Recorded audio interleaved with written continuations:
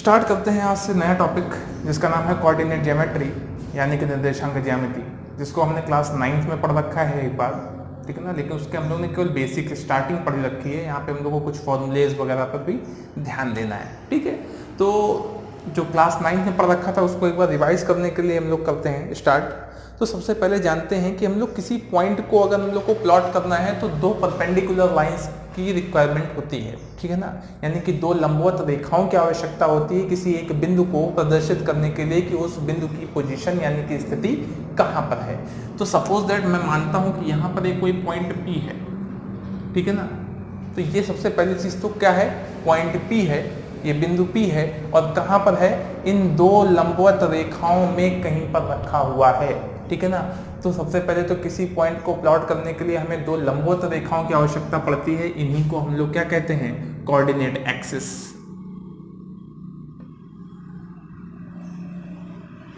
तो coordinate axis क्या होती हैं, यही है कोऑर्डिनेट एक्सिस, ठीक है ना। X x dash and y y dash are the coordinate axis, जिसे हिंदी में निर्देशाक्ष कहते हैं, ठीक है ना। तो ये कौन है, हमारे निर्देशाक्ष हैं। दो लंबवत रेखाएं एक दूसरे को जिस बिंदु पर काटती हैं, जैसे यहाँ पे मेरा पॉइंट O, तो ये पॉइंट O क्या कहलाता है, ओरिजिन कहलाता है, यानी कि मूल बिंदु कहलाता है। फिर से आते हैं, जरा एक बार रिपीट करते हैं। तो किसी बिंदु को दिखाने के लिए हमें क्या आवश्यकता है, दो लंबवत रेखाओं की, और वो दो लंबवत रेखाएं क्या कहलाती हैं, कोऑर्डिनेट एक्सिस यानी कि निर्देशाक्ष कहलाते हैं। और ये दोनों रेखाएं, ये दोनों लंबवत रेखाएं जिस बिंदु पर काटती हैं वह बिंदु क्या कहलाता है, वह मूल बिंदु कहलाता है। अगर अभी इसकी बात करें इसके निर्देशांकों की, तो इसके निर्देशांक 0,0 होते हैं। और निर्देशांक यानी कि कोऑर्डिनेट कहते किसे हैं, ये हम लोग आगे पढ़ लेंगे, ठीक है ना। तो इसके बाद की बात करते हैं। अब जैसे कि ये हमारा पॉइंट P है, सपोज दैट मैं मानता हूं कि ये डिस्टेंस x है, कितनी है, x, और ये डिस्टेंस है हमारी y। तो इस बिंदु के निर्देशांक क्या हो जाएंगे, x, y, ठीक है ना। तो इससे एक चीज समझ में आती है क्या, देखिएगा, y अक्ष से दूरी, y अक्ष से दूरी x कोऑर्डिनेट है और x अक्ष से दूरी y कोऑर्डिनेट है, ठीक है ना। अब फिर से समझिएगा, x अक्ष से दूरी क्या कहलाती है, भुज, जिसे हिंदी में हम लोग कहते हैं, ठीक है ना, इंग्लिश में अप्सिका कहते हैं। और y अक्ष से, x अक्ष से दूरी क्या कहलाती है, कोटि, जिसे हम लोग ऑर्डिनेट कहते हैं इंग्लिश में। तो इन्हीं अप्सिका और ऑर्डिनेट का एक ऑर्डर्ड पेयर ही क्या कहलाता है, निर्देशांक कहलाता है, यानी कि कोऑर्डिनेट कहलाता है। जैसे कि सपोज दैट यहाँ पे x और y ना मान करके मैं ये मानूं कि ये जो पॉइंट है ये कितनी दूरी पर है, 3 पर है, और ये कितनी दूरी पर है, 2 पर। तो सबसे पहले हमको क्या लिखना है, x का मतलब भुज लिखना है, भुज का मतलब अप्सिका लिखना है। तो अप्सिका कहाँ से चेक करते हैं हम लोग, y अक्ष से दूरी, तो y अक्ष से दूरी यहाँ पे लिखेंगे, कितनी है, 3, और x अक्ष से दूरी, तो ये हो गया ऑर्डिनेट। तो ये हमारा पूरा क्या कहलाएगा, कोऑर्डिनेट सिस्टम। तो इसका मतलब हम लोग ये जान गए कि किसी बिंदु को अगर हम लोग को दिखाना है XY प्लेन पर, ठीक है ना, इसको हम लोग XY प्लेन कहते हैं क्योंकि ये देखिए दो अक्ष की सहायता से बनता है। बाद के आगे चल के हम लोग को 3D भी मिलता है पढ़ने को, जिसमें Z एक्सिस भी होती है ना। इसका ये ईच कॉलम, ये जो होते हैं सब एक दूसरे पर क्या होते हैं, परपेंडिकुलर होते हैं, ये भी आपको पता है, अभी बता दिया। ये कौन है, मूल बिंदु, ये हो गया हमारा XH, ये हो गया YH, ठीक है ना। बिंदु के बारे में भी समझा दिया। अब एक चीज और जाननी है, यदि कोई बिंदु x अक्ष पर स्थित है, if any point is placed at x axis, तो उसके कोऑर्डिनेट क्या होंगे, उसका x अक्ष 0 हो जाएगा। अगर कोई पॉइंट x एक्सिस पर है तो x एक्सिस पर y क्या होता है, 0। If any point is placed at, कहां पर, y एक्सिस पर यदि इसको प्लेस्ड कर दिया जाए तो इसके क्या हो जाएंगे कोऑर्डिनेट, 0, y हो जाएंगे, ठीक है ना। आपको ये बात समझ में आनी चाहिए। ऐसे ही हम लोग यहाँ पे बोलते हैं कि x अक्ष का समीकरण y बराबर 0 और y अक्ष का समीकरण क्या होता है x बराबर 0। अब ये अपोजिट होता है, याद रखिएगा कि x अक्ष पर y का मान 0 होता है। यदि कोई पॉइंट x एक्सिस पर है तो उसके लिए y 0 होगा, और यदि कोई y अक्ष पर स्थित है तो उसके लिए x 0 होगा। ये रहा हमारा अभी तक का बेसिक, ठीक है ना। अब हम लोग बात करते हैं, सबसे पहला फॉर्मूला हम लोग को पढ़ना है वो है डिस्टेंस फॉर्मूला, यानी कि दूरी का सूत्र। निर्देशांक ज्यामिति के बारे में यानी कि कोऑर्डिनेट की हमने बेसिक चीज़ें पढ़ी हैं। 9th में एक पार्ट हम लोगों ने और पढ़ रखा था, वो था कोऑर्डिनेट यानी कि चतुर्थांश क्या होते हैं। देखिए, जब दो अक्ष x और y एक दूसरे के क्या होते हैं, परपेंडिकुलर होते हैं, तो ये एक दूसरे को 4 भागों में विभक्त करते हैं। तो पहला भाग ही पहला चतुर्थांश, दूसरा भाग द्वितीय चतुर्थांश, तीसरा भाग तृतीय और यह वाला भाग चतुर्थ चतुर्थांश कहलाता है। अच्छा, आप एक चीज़ जानते हैं कि इस x अक्ष के इस साइड मूल बिंदु के इस तरफ जितनी भी वैल्यू होती हैं वो कैसी होती हैं, पॉजिटिव, और इस साइड पर x की वैल्यू निगेटिव होती हैं, और y की पॉजिटिव वैल्यू होती हैं इस साइड, और इस साइड पर क्या होती हैं, नेगेटिव वैल्यू होती हैं। करेक्ट है। अब आप एक चीज़ जानते हैं, इसको क्या कहते थे हम लोग, प्रथम चतुर्थांश। तो हम लोग जानते थे कि प्रथम चतुर्थांश, कोई पॉइंट प्रथम चतुर्थांश में कब होता है, जब उसका भुज और कोटि दोनों धनात्मक हो, यानी if the value of x and y is greater than 0 then it is called the point in first quadrant. यदि x यानी कि भुज का वैल्यू निगेटिव हो और y यानी कि कोटि का वैल्यू पॉजिटिव हो, तो वो क्या कहलाएगा, द्वितीय चतुर्थांश में। यदि x का वैल्यू लेस है 0 से और y का वैल्यू क्या है, ग्रेटर है 0 के, ठीक है ना। इसके बाद अच्छा, कोई यहाँ पे इक्वल की बात कर दे, अगर इक्वल की बात करते हो, यदि y इक्वल 0 तो y इक्वल 0 किस केस में होता है, जब पॉइंट कहाँ पर होगा, x एक्सिस पर होगा, ठीक है ना। हम बात कर रहे हैं कि यहाँ पे कहीं कहाँ होगा, तो यहाँ पे होगा या यहाँ पे होगा या यहाँ पे होगा, तो हम लोग कैसे पहचानेंगे, उसके हम लोग भुज और कोटि दोनों को चेक करेंगे, यानी कि एप्सिका और ऑर्डिनेट दोनों को चेक करेंगे और उनकी वैल्यूज को देखेंगे कि पॉजिटिव है या नेगेटिव है। यदि दोनों पॉजिटिव है तो हमारा फर्स्ट क्वाड्रेंट है, यदि पहला नेगेटिव दूसरा पॉजिटिव है तो सेकंड क्वाड्रेंट। थर्ड क्वाड्रेंट के लिए दोनों नेगेटिव होते हैं, यानी कि x का वैल्यू भी लेस देन 0 है एंड y का वैल्यू भी क्या है, लेस देन 0 है। If the value of x is greater than 0 and y का वैल्यू लेस देन 0 होगा, तो वो कौन सा कोऑर्डिनेट होगा, हमारा फोर्थ कोऑर्डिनेट होगा। सपोज दैट एक एग्जांपल ले लेते हैं, the point 3,2 belongs to first coordinate, because दोनों क्या है, पॉजिटिव है। अब ये वाला नेगेटिव ये पॉजिटिव, तो किस कोऑर्डिनेट में आएंगे हम लोग, सेकंड कोऑर्डिनेट में आएंगे। फिर से देखिएगा, ये वाला पॉजिटिव ये नेगेटिव फोर्थ क्वाड्रेंट, अगर दोनों नेगेटिव है तो थर्ड क्वाड्रेंट। बात समझ आती है ना, ये भी हम लोग ने क्लास 9 में पढ़ रखा था। अब हम लोग अपना मेन जो सबसे पहला फॉर्मूला है डिस्टेंस बिटवीन 2 पॉइंट्स, ठीक है ना, डिस्टेंस फॉर्मूला होता क्या है उसको देखते हैं और समझते हैं, ठीक है ना। तो मानते हैं कि हमारे इस XY प्लेन पर यहाँ पर एक बिंदु था P जिसके कोऑर्डिनेट है हमारे x1 और y1, और एक पॉइंट Q है जिसके कोऑर्डिनेट क्या है, x2 एवं y2। यानी कि यदि ये पॉइंट x1 y1 है तो ये यहाँ से यहाँ तक की डिस्टेंस क्या होगी, x1, और यहाँ से यहाँ तक की डिस्टेंस क्या होगी, y1। ऐसे यदि ये x2 है तो ये डिस्टेंस कितनी होगी, यहाँ तक पूरी x2, और ये पूरी डिस्टेंस कितनी होगी, y2। अब आप यहाँ पे देख रहे होंगे कि ये क्या बन रहा है आपके सामने, ये इसको देखिए, ये एक राइट एंगल ट्रायंगल बन रहा है। क्या आप ये साइड और ये साइड निकाल सकते हो, आपको डिस्टेंस यही तो निकालनी है P और Q के बीच में। मैंने ये डिस्टेंस मान ली कि D है। अब एक चीज़ देखिएगा, इतनी डिस्टेंस है x1 और ये पूरी कितनी है x2, तो ये कितनी हो जाएगी, x2 माइनस का x1। और इस डिस्टेंस को देखिए जरा, ये कितनी है y1, और ये पूरी यहाँ से यहाँ तक कितनी है y2।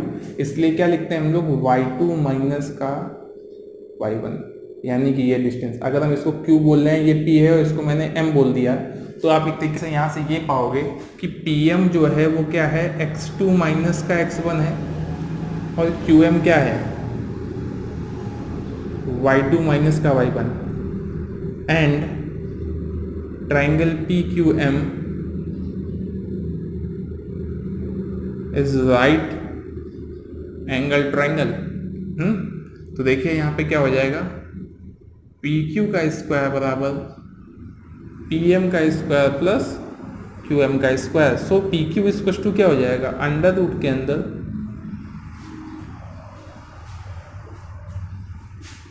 PM का स्क्वायर प्लस क्यू एम का स्क्वायर, सारी वैल्यू रख दें। मैंने पी क्यू को क्या बोल रखा है, डी, तो डी इक्वल टू, और पी एम का वैल्यू क्या निकाला हम लोगों ने, x2 माइनस x1 का whole square plus y2 minus y1 का होल स्क्वायर। किसी को प्रॉब्लम है यहाँ तक? यही होता है भैया अपना distance formula, d equal to x2 minus x1 का whole square plus y2 minus y1 का होल स्क्वायर इफ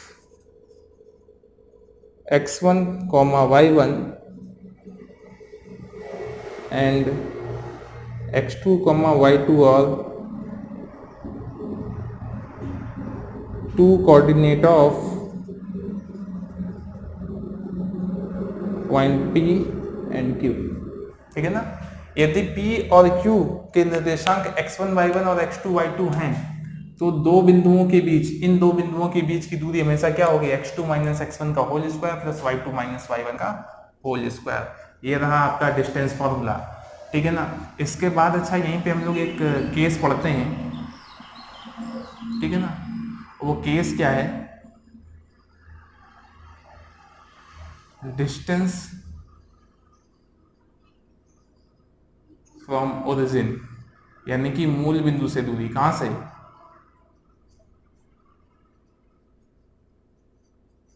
अब एक चीज देखिए आप, यहाँ पे मूल बिंदु से दूरी की बात कर रहे हैं, तो अब हमको यानी कि एक पॉइंट मेरा दिया गया है, वो एक पॉइंट है कौन सा, वो है मूल बिंदु, और मूल बिंदु के निर्देशांक यानी कि कोऑर्डिनेट्स होते क्या है, 0,0। अगर मैं इस पॉइंट को बोल दूं कि ये ना हो करके ये है, ठीक है ना, ये पॉइंट नहीं है बल्कि ये है, यानी कि ओरिजिन है, यानी कि दैट मींस x1 और y1 का वैल्यू क्या हो गया, 0। तो आइए देखिएगा,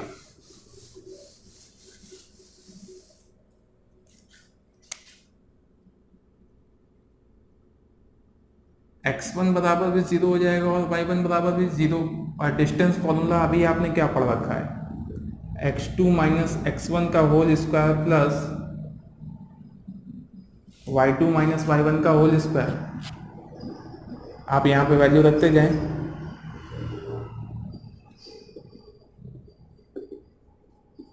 तो यहाँ से x2 का स्क्वायर प्लस y2 का स्क्वायर।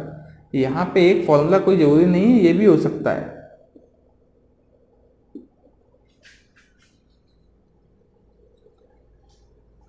ठीक है ना।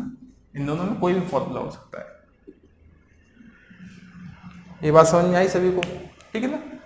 सपोज दैट आपको कोई दो पॉइंट्स दे दिए जाए, 0,0 एंड x, y के बीच की डिस्टेंस निकालो, तो कुछ नहीं भैया, इसी के अंडर रूट को लेने का है और इन्हीं दोनों के एप्सिका का स्क्वायर प्लस ऑर्डिनेट का स्क्वायर और उसी का डायरेक्ट अंडर रूट ले लीजिएगा, आपका आंसर डायरेक्ट हो जाएगा, ठीक है ना। तो आपने अभी डिस्टेंस फॉर्मूला क्या पढ़ा है, डिस्टेंस फॉर्मूला याद रखिएगा, d बराबर अंडर रूट के अंदर x2 माइनस x1 का whole square plus y2 minus y1 का होल स्क्वायर। एक चीज और जान लीजिए, यदि यहाँ पे कोई आपको कंफ्यूज करता है कि क्या x1 माइनस x2 नहीं सही है, तो बिल्कुल सही है, बिकॉज प्रॉब्लम क्यों नहीं आने वाली हमारी, हम चाहे x2 माइनस x1 लिखें या x1 माइनस x2 लिखें। अब आप कहोगे कि x2 माइनस x1 हो सकता है पॉजिटिव वैल्यू आए, लेकिन अगर हम अपोजिट करके घटाएंगे तो नेगेटिव आएगी, आने तो नेगेटिव आएगी, लेकिन ऊपर कौन बैठा हुआ है, अपना स्क्वायर, तो नेगेटिव को वापस क्या कर देगा, पॉजिटिव। तो फॉर्मूला ये लिखिए, चाहे x1 माइनस x2 का whole square plus y1 minus y2 का होल स्क्वायर लिखिए, तब भी सही होगा, ठीक है ना। तो आपने दो केसेस पढ़ लिए हैं, दो बिंदुओं के बीच की दूरी और किसी मूल बिंदु से किसी बिंदु तक की बीच की दूरी का फॉर्मूला क्या होता है, ठीक है ना। अब हम लोग कुछ पॉइंट्स पे ध्यान देंगे कि कुछ क्वेश्चंस हम लोग से पूछे जाते हैं डिस्टेंस फॉर्मूला यूज करने के बाद। आपसे कहेगा क्या ये एक स्क्वायर है, क्या ये एक रेक्टेंगल है, क्या ये एक रोम्बस है, यानी कि क्या एक वर्ग है, समचतुर्भुज है, चतुर्भुज है, या फिर इन सब चीजों को प्रूव करने के लिए कहेगा। तो कुछ कंडीशंस हैं जिनको, सबसे पहले यदि आपको डिस्टेंस फॉर्मूला हमने क्या डिस्कस किया, डिस्टेंस फॉर्मूला क्या होता है, अंडर रूट के अंदर x2 माइनस x1 का whole square plus y2 minus y1 का होल स्क्वायर। इसके अलावा आपने एक केस पढ़ रखा है कि यदि एक पॉइंट हमारा क्या हो, मूल बिंदु यानी कि ओरिजिन हो। अब यहाँ पे समझिएगा, सबसे पहला पॉइंट क्या लिखा हुआ है, यदि हमको कुछ पॉइंट्स देने के बाद बोले कि क्या ये एक स्क्वायर फॉर्म कर रहा है, कोई 4 पॉइंट्स दे देगा हम लोग को, कहेगा क्या ये एक स्क्वायर फॉर्म कर रहा है, तो उसके लिए हम लोग को करना क्या होगा। एक स्क्वायर के बारे में जानते हैं कि ऑल साइड्स आर इक्वल, यानी कि सभी भुजाएं क्या होती हैं, बराबर होती हैं। और एक चीज और है, इनके विकर्ण परस्पर क्या होते हैं, वो भी बराबर होते हैं। यदि आपको यह सिद्ध करना है कि वो चारों बिंदु मिल करके एक वर्ग बनाते हैं, एक स्क्वायर बनाते हैं, तो सबसे पहले उनकी चारों भुजाओं को बराबर दिखाना होगा, यानी कि सभी भुजाएं आपस में बराबर हैं। इसके बाद उनके विकर्णों को भी निकालना होगा। वर्ग के अंदर दो विकर्ण होंगे, उन दोनों विकर्णों की वैल्यू भी क्या आएंगी, आपस में इक्वल है। तो यानी कि यदि ये चारों भुजाएं आपस में बराबर हों और वो दो विकर्ण आपस में बराबर हों, तो वो क्या कहलाएगा, हमेशा एक स्क्वायर कहलाएगा। वहीं पे यदि आपको रोम्बस यानी कि समचतुर्भुज प्रूफ करने की बात कहे, तो आपको केवल क्या दिखाना होगा, ऑल साइड्स आर इक्वल। केवल आपको इक्वल दिखाना है, लेकिन विकर्ण बराबर नहीं होने हैं उसमें, ठीक है ना। यही डिफरेंस होता है। यदि आपसे कुछ एक क्वेश्चन और बन सकता है, कहेगा सिद्ध कीजिए कि रोम्बस तो है लेकिन वर्ग नहीं है। और अगर वर्ग नहीं है, देखिए दोनों में एक प्रॉपर्टी मैच करती है, इसकी भी सभी भुजाएं बराबर हैं और इसकी भी सभी भुजाएं बराबर हैं, लेकिन यहाँ पे विकर्ण क्या नहीं होने वाले, डायगोनल्स आर नॉट इक्वल।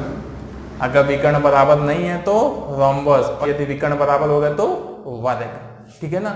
अब आते हैं ऐसे रेक्टेंगल और पैरेललोग्राम। रेक्टेंगल का मतलब क्या होता है भैया, सभी लोग जानते हैं, आयत। और आयत क्या होता है, जिसकी आमने सामने की भुजाएं परस्पर क्या होती हैं, बराबर होती हैं। तो सबसे पहला काम को क्या करना होगा, prove the opposite sides are equal. और लेकिन यहाँ पे याद रखिएगा कि डायगोनल बराबर नहीं होते हैं आयत के अंदर।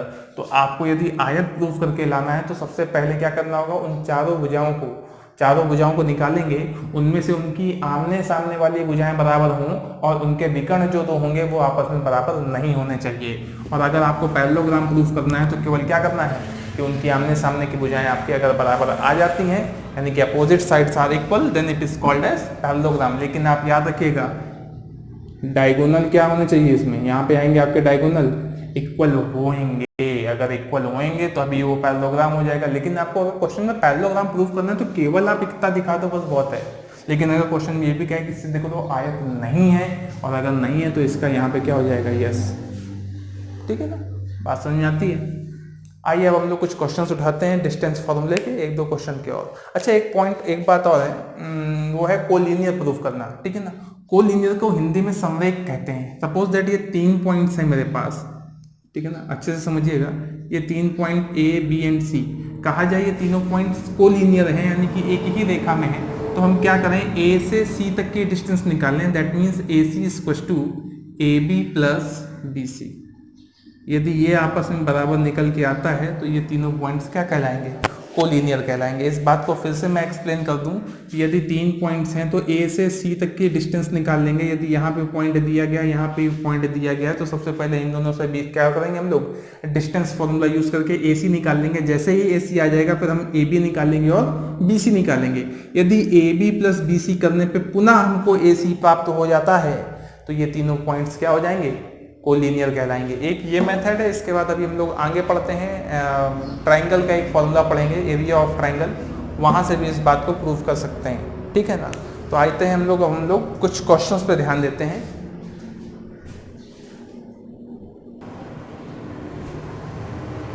तो स्टार्ट करते हैं कुछ क्वेश्चन से। सबसे पहले आपके पास ये जो स्टार्टिंग में दोनों क्वेश्चन है, ये डिस्टेंस फॉर्मूले से ही हमारे पास क्वेश्चन है। और क्वेश्चन क्या कह रहा है कि सबसे पहला कि हमारे पास दो बिंदु दिए गए हैं, माइनस का 6,7 और माइनस का 1, माइनस का 5, ठीक है ना। तो इसमें से हम लोग क्या करना है, यहाँ पे डिस्टेंस निकालनी है। तो सबसे पहले आप देख रहे होंगे पॉइंट्स के लिए, अगर हम इसको बोलते हैं, ये है x1 मेरा और ये है y1 और ये है x2 और ये y2। तो आप फॉर्मूला जानते हैं, डिस्टेंस फॉर्मूला क्या होता है, x2 माइनस x1 का whole square plus y2 minus y1 का होल स्क्वायर। अब x2 क्या है मेरे पास, x2 है माइनस का 1, करेक्ट है, देख रहे होंगे। और x1 क्या है, माइनस का 6। तो रखते हैं माइनस का 1। अब जब माइनस का रखोगे तो माइनस माइनस हो जाएगा प्लस। y2 का वैल्यू है मेरे पास माइनस का 5 और y1 क्या है, माइनस का 7।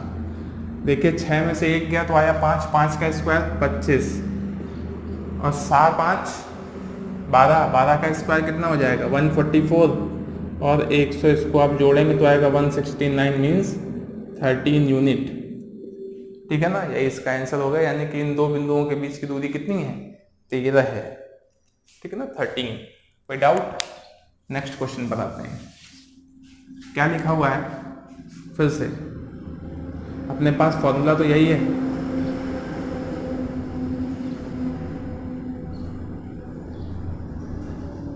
करेक्ट है। ये है हमारे पास x1 y1 x2 and y2। तो x2 माइनस x1 का होल स्क्वायर यानी कि a माइनस बी, और अब माइनस का a प्लस बी जब रखेंगे तो क्या हो जाएगा? अरे इसके पास जब माइनस आएगा तो ये भी माइनस और ये भी माइनस, किसी को दिक्कत? और होल स्क्वायर प्लस y2 मेरे पास क्या है? माइनस का a माइनस का b, और y1 क्या है? इसके पास माइनस जाएगा तो माइनस का हो जाएगा, ये माइनस का बी किसका हो जाएगा? प्लस का बी हो जाएगा। अब आप देखेंगे यहाँ प्लस के बी से माइनस, माइनस प्लस से कैंसिल हो गया। ऐसे ही यहाँ पे देखेंगे ये ए से ए कैंसिल हो गया, माइनस का बी और माइनस का बी मिल जाएगा, माइनस का 2b का होल स्क्वायर। ऐसे यहाँ माइनस 2a का होल स्क्वायर। आप होल स्क्वायर जब ओपन करेंगे तो आएगा 4a square plus 4b square. Correct है। आप इसका स्क्वायर, इन दोनों में से कॉमन हमको क्या दिख रहा है? 4, तो a square plus b square. और आप इसको क्या लिख सकते हैं? 4 बाहर आएगा तो 2 अंडर रूट के अंदर कंप्लीट आपका आंसर हो जाएगा। किसी को समस्या नहीं होनी चाहिए। इस टाइप के बहुत ढेरों क्वेश्चंस मिल जाएंगे और आपको लगाने में आसान भी रहेगा। ठीक है ना। इसके आगे का एक क्वेश्चन उठाते हैं, और क्वेश्चन क्या लिखा हुआ है कि x एवं y के मध्य संबंध ज्ञात कीजिए, यानी कि find out the relation between x and y। Repeat कर रहा हूँ, फिर से सुन लीजिएगा कि find out the relation between x and y if x, y is equidistant from the 7, 1 and 3, 5। ठीक है ना। समदूरस्थ मतलब इक्विडिसेंट डिस्टेंस। ठीक है ना। इक्वल डिस्टेंस है कहाँ से? इस पॉइंट से इन दोनों पॉइंट्स के बीच की, यानी कि हमारा कोई एक पॉइंट x, y यहाँ है। ठीक है ना। और यहाँ से ये 2 पॉइंट्स हैं हमारे पास, एक ये पॉइंट P है और एक ये Q है, जिनके कोऑर्डिनेट 7, 1 है और 3, 5 है। तो ये डिस्टेंस दोनों क्या है? आपस में इक्वल है। ठीक है ना। तो अकॉर्डिंग टू द क्वेश्चन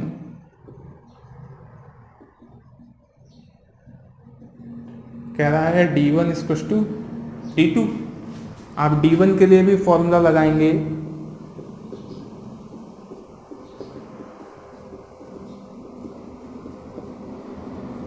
और आप d2 के लिए भी फॉर्मूला लगाएंगे।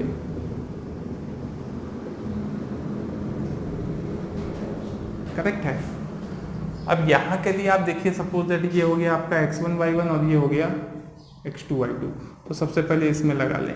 x2 है मेरा 7, x1 है x, y2 है मेरा 1 और y1 है y।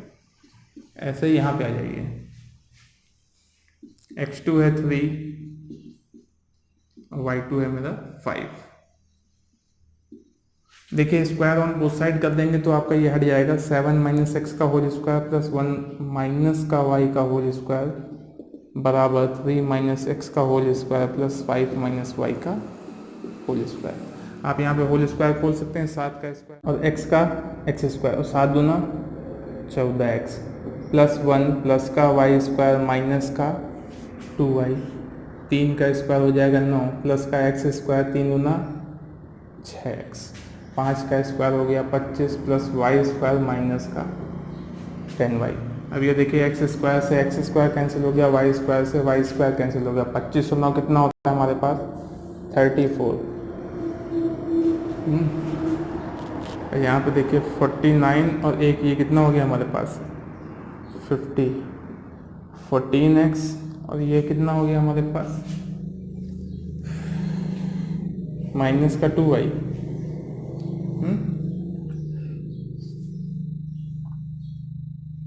अब देखिएगा जरा क्या करते हैं, इन तक को इधर बुला लो। तो देखिए 50 में 34 माइनस करेंगे तो क्या आएगा? 16। ये माइनस का 6x है, यहाँ पर आएगा तो प्लस का हो जाएगा, और कितना आएगा? 14 में 6 आएगा तो 8x, वो भी माइनस का, और ये प्लस का आएगा तो यहाँ पे प्लस का 8y। ठीक है ना। अब हम लोग क्या कर रहे हैं, यहाँ से आप एक तरीके से इन सबको उधर उस साइड पे भेज दोगे तो क्या हो जाएगा? 8x माइनस का 8y इक्वल टू 16, तो x minus y equal to 2। It is a relation between x and y। आप लोगों को समझ में आया होगा क्वेश्चन, आई होप। क्वेश्चन में ये कह रहा था कि x, y एक ऐसा पॉइंट है जो इन दोनों पॉइंट से इक्विडिसेंट था, तो मैंने दोनों को, इस PQ इसको मैं अगर एक तरीके से P बोलूँ और ये O हो तो ये डिस्टेंस हो गई PO बराबर Q। ये क्वेश्चन नहीं कहा रखा है, ठीक है ना। लास्ट क्वेश्चन को देखते हैं। यदि x अक्ष पर स्थित वह बिंदु ज्ञात कीजिए जो -2,9 से समदूरस्थ हो। यानी कि अब हम लोग को एक ऐसा पॉइंट निकाल के देना है जो कहाँ स्थित है, x अक्ष पर स्थित है, ठीक है ना। तो देखिए इस क्वेश्चन को बिल्कुल सिमिलर लगाना है, मैं केवल समझा दूंगा, इसको पूरा सॉल्व तो नहीं करने वाला।